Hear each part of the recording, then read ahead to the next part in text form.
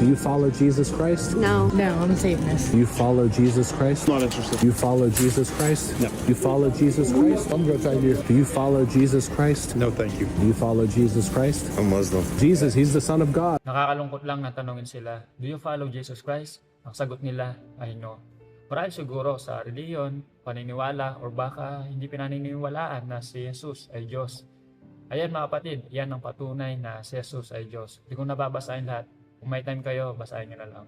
Pero ano ba ang sinasabi ng Biblia sa mga hindi kumikilala o hindi nananampalataya sa ating Panginoong Jesus?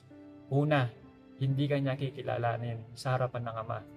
Ngunit ang hindi kumikilala sa akin sa harap ng mga tao ay hindi ko rin kikilalanin sa harap ng aking Amang nasa langit. Pangalawa, mananatili sa iyo ang galit ng Diyos. Ang sumasampalataya sa anak ng Diyos ay may buhay na walang hanggan.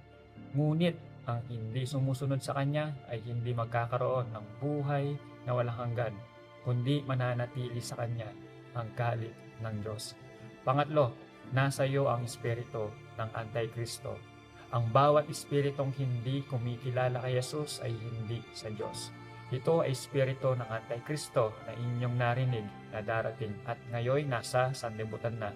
May kahatulan, may hukom na hahatol sa sino mang nagbabaliwala sa akin at hindi tumanggap ng aking salita. Ang salitang sinasabi ko ang hahatol sa kanya sa huling araw. Mga kapatid, ang mensaheng ito ay hindi para husgahan ang sino man, kundi para anyayahan ang bawat isa na lumapit kay Kristo.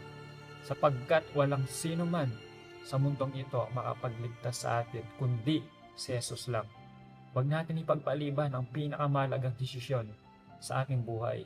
Kung hanggang ngayon ay hindi mo pa kinikilala si Jesus bilang Panginoon at tagapagligtas ng iyong buhay, ngayon ang tamang panahon upang lumapit sa Kanya.